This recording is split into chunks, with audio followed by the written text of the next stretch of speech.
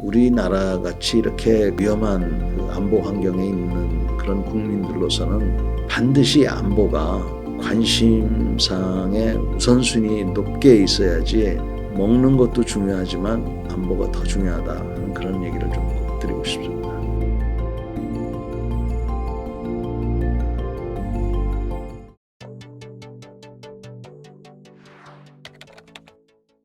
그 러시아랑 우크라이나는 왜 이렇게 오래 전쟁이 지속되는 거예요? 어느 한쪽도 이기지 못하니까 그런 거죠. 그 무기가 그렇게 엄청 많을 것 같은데 신식 무기들도 많고 그런 게 아닌가 보네요. 신식 무기가 많아도 지금 우선 러시아는 첫 발부터 첫 단추부터 잘못 꼈죠.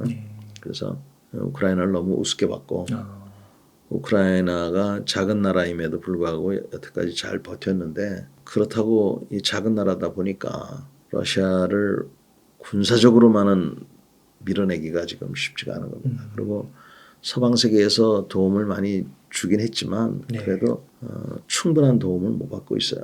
그러다 보니까 전쟁 피로감이 벌써 들어선 것 같고 그래서 지금 이 순간에도 군인들도 불쌍하지만 어린 사람, 나이 먹은 사람들 그 사람들은 무슨 죄입니까? 그래서 정말 사실은 5살, 6살 된 아이, 죽은 아이를 안아보지 않은 사람은 전쟁을 논하면 안 돼요.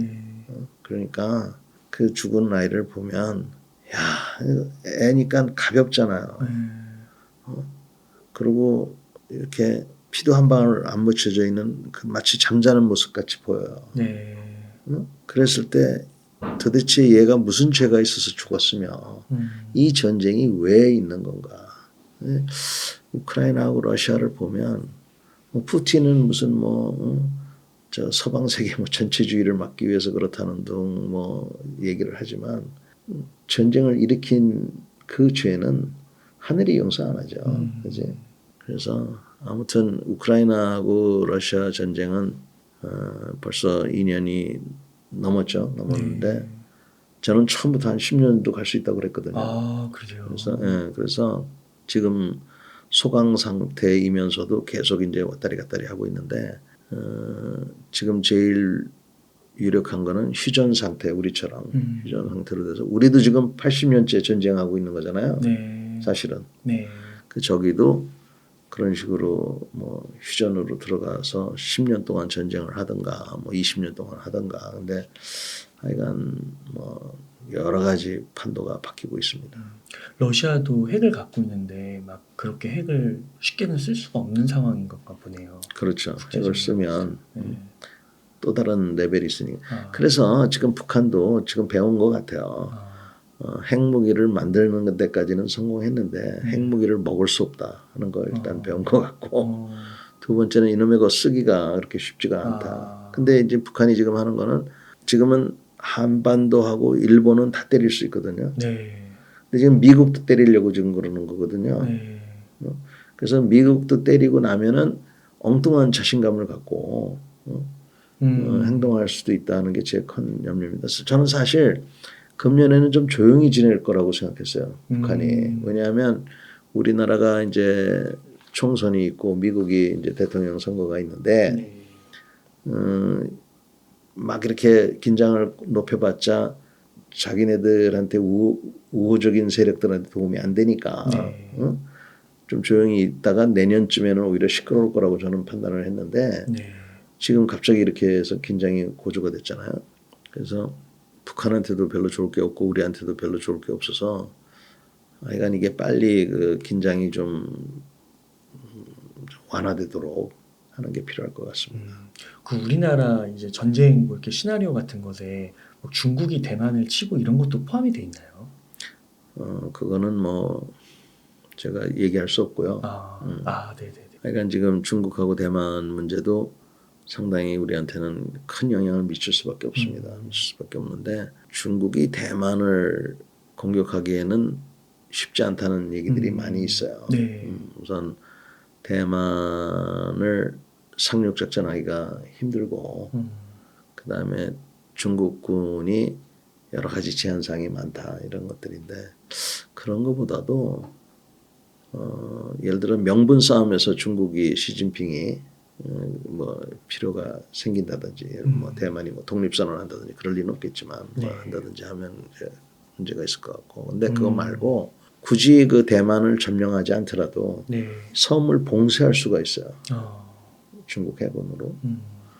또 그 중국 본토하고 대만 사이에 그 섬들이 몇 개가 있어요. 우리가 잘 알고 있는 것 중에는 금문도라는 섬이 있는데 그거는 본토하고 한 10km 정도밖에 안 떨어져 있어요. 그런 데를 예를 들어서 상륙작전을 했다. 해서 점령을 해버렸다. 그러면은 대응하기가 그렇게 쉽지가 않잖아요. 네. 전면전을 선전포고를 할 수도 없고 애매하네요. 그런 상황이 와서 그런 상황이 좀 더 커진다든지 이러면은 이제 염려인데 하여간 분명한 거는 대만하고 중국이 어떤 문제가 생기면 우리한테 직접적인 영향이 있다는 거는 이건 뭐 틀림없는 얘기입니다. 우리나라가 무역을 하는 그 무역의 한 35%, 40%가 그 대만 해협을 지나가니까 만약에 그걸 우회한다든지 하면은 물류 비용이 뭐 3배, 4배 뛸 테니까 우리 생활이 뭐 얼마나 고통스럽겠어요. 네.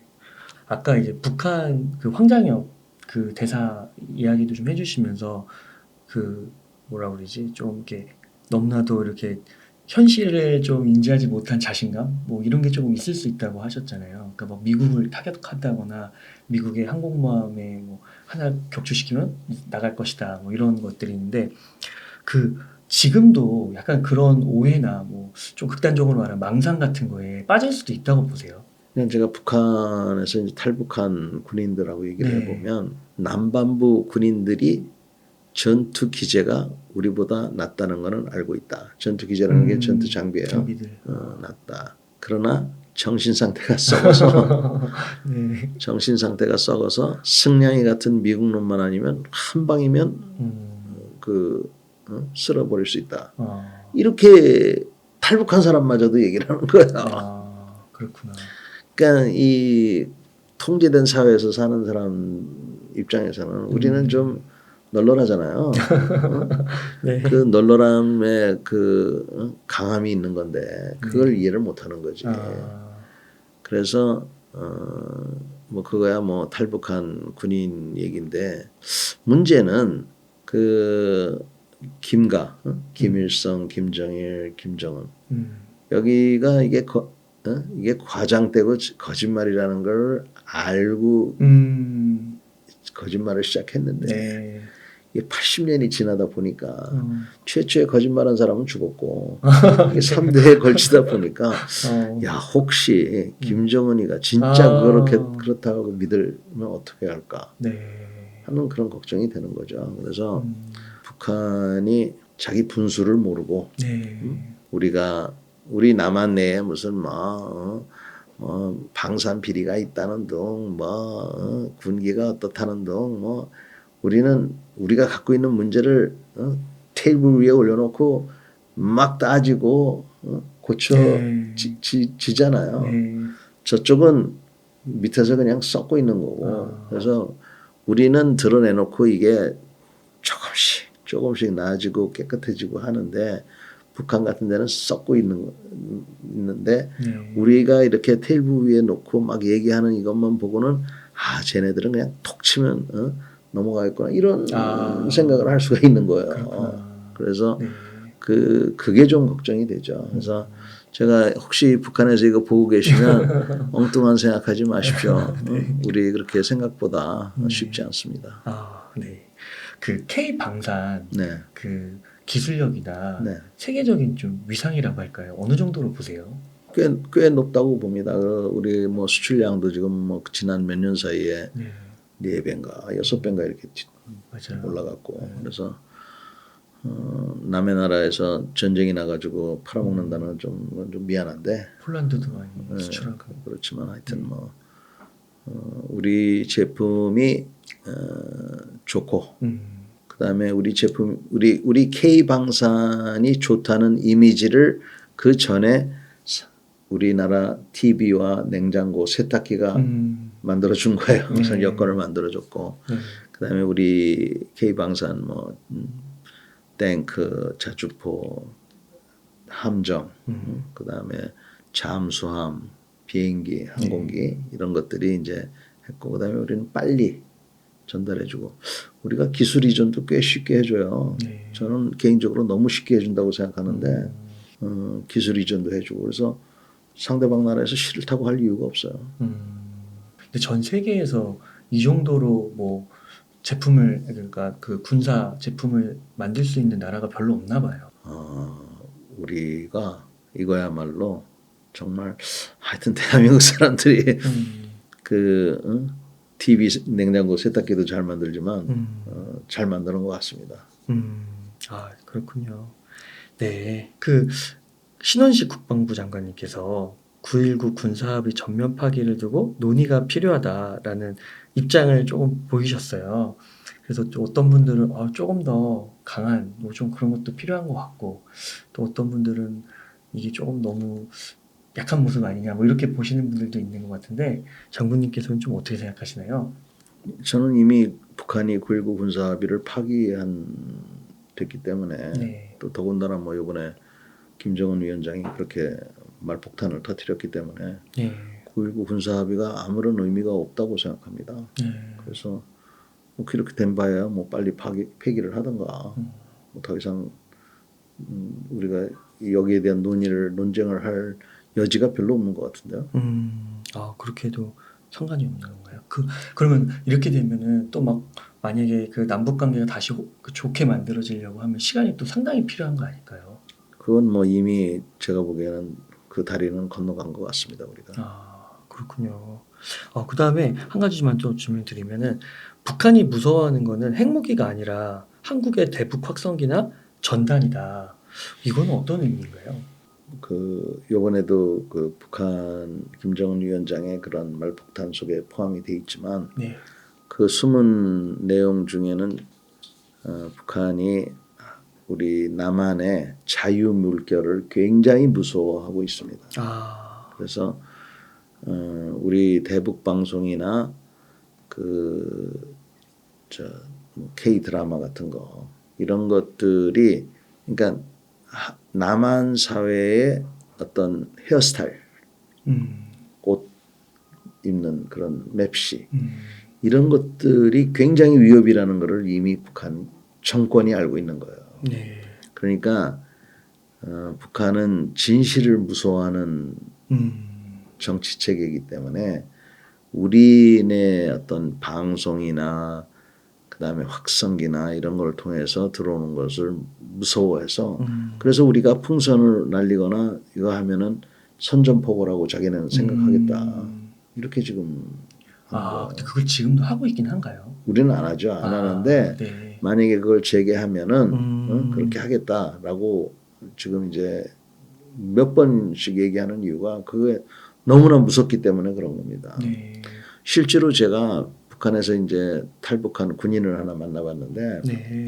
병사 하전사라고 해요. 근데 그런 분들은 어떻게 넘어오시는 거예요? 중국으로 넘어. 아니 휴전선으로 넘어오고 왜 그러잖아요. 그래요? 가끔씩 보도되잖아요. 네. 그거 보면은 자기가 최전방에서 근무를 쓰고 있는데 남한에서 그때 음악을 듣고 K-팝 음악을 듣고 있는데 총을 이렇게 들고 있었을 거 아닙니까?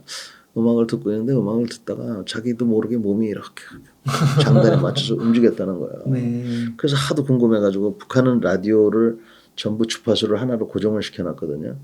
그거를 살짝 조정을 해서 남한 라디오를 계속 들은 거예요. 그래서 그러니까 이런 것들을 보면서 북한이 야 이거 뭐 잘못하다가는 박살이 나겠구나. 그렇구나. 그런 게 무서워서 지금 이제 그런 뭐 확성기라든지 풍선, 기타, 우리의 라디오 방송 이런 거를 굉장히 무서워하는 겁니다. 그렇게 통제되고 막 강압적이고 막 사상 교육도 시키고 하는데 약간 그런 뭐 문화, 자유 이런 거는 본성인가 봐요. 인간의 본성. 그렇게 누르고 통제해도 어쩔 수 없이 거기에 좀 끌려가는 듯한. 그러니까 구소련이 망하고 그 동유럽이 그 재편되는 과정을 보면 네. 그 전주곡으로 전부 다 서양의 그런 방송이나 이런 게 들어갔기 때문에 그걸 이미 이 김씨 일가가 다 보고 네. 저게 하여튼 남한 국군은 뭐 아무것도 아니라고 생각하는지 모르지만 이거에 대해서는 굉장히 무서워하는 것 같습니다. 네. 그 장군님께서 보실 때 좀 우려가 되는 그런 게 좀 있으실까요? 안보와 관련해서? 저는 우리나라 초등학교, 중학교 선생님들이 스스로 이제 목숨을 끊을 정도로 아, 여러 가지 비정상적인 그런 교육 환경이 제일 무섭습니다. 사실은 우리나라 군인들이 우리는 징집제를 유지하고 있기 때문에 사회에서 만들어져서 들어오잖아요. 네. 근데 만들어져서 들어오는 그 젊은이들이 옛날 같지 않기 때문에 군의 리더십도 이제 바뀌어야 되는데 군의 리더십이 바뀌는 데는 이게 쉽지가 않습니다. 그러다 보니까 지금 허덕이는 것 같고 근데 또 제대로 된 젊은이들이 90%지만 그 학교 선생님들이 고초를 겪고 있는 그 10%, 그 10%가 그대로 군대로 들어오니까 군대는 더 힘든 거죠. 네. 그래서 저는 사실 가장 염려가 되는 거는 전반적인 우리 사회의 안보의식의 해이, 미군만 있으면 된다고 하는 그런 엉뚱한 의존의식, 그리고 그보다 더 근본적인 거는 우리나라 사회에서 어린이들부터 가리키는 이 가치관들 이런 것들에 대한 혼란 이게 아주 굉장히 걱정스럽습니다. 그래서 네. 이 안보라는 거는 걱정만 해서 되는 게 아니고 그런 어떤 기본적인 생각들을 각자가 집안에서 잘 이렇게 해야 되고요. 그 다음에 기초와 기본에 충실한 어떤 든든한 훈련을 통해서 좋은 군대를 유지를 해야 된다 이렇게 생각을 합니다. 네, 장군님 감사합니다. 장군님 그러면 끝으로 저희 웅달책방 시청자분들을 위한 한 말씀 좀 부탁드리겠습니다. 제가 방금도 얘기했지만 안보는 우리 군인들만 지키는 것이 아니라 우리 모두가 지키고 특히 그 결과에 대해서는 우리 국민들이 직접적인 영향을 받기 때문에 우리가 안보에 대해서 걱정만 하면 안 되고 우선 첫째는 관심을 많이 가져야 되겠고 스스로 할 수 있는 것은 스스로 해야 된다고 생각을 합니다. 특히 저를 비롯해서 여러분들의 얘기를 잘 들어보시고 각자가 판단을 하는 것이 필요하다고 보고요. 우리나라 같이 이렇게 위험한 안보 환경에 있는 그런 국민들로서는 반드시 안보가 그런 어떤 관심상의 우선순위 높게 있어야지 먹는 것도 중요하지만 안보가 더 중요하다 하는 그런 얘기를 좀 꼭 드리고 싶습니다. 네, 감사합니다. 이렇게 해서 전인범 장군님을 모시고 이야기를 나눠봤습니다. 긴 시간 동안 유익한 인사이트 많이 나눠주셔서 감사의 말씀드립니다. 오늘 고생 많으셨습니다.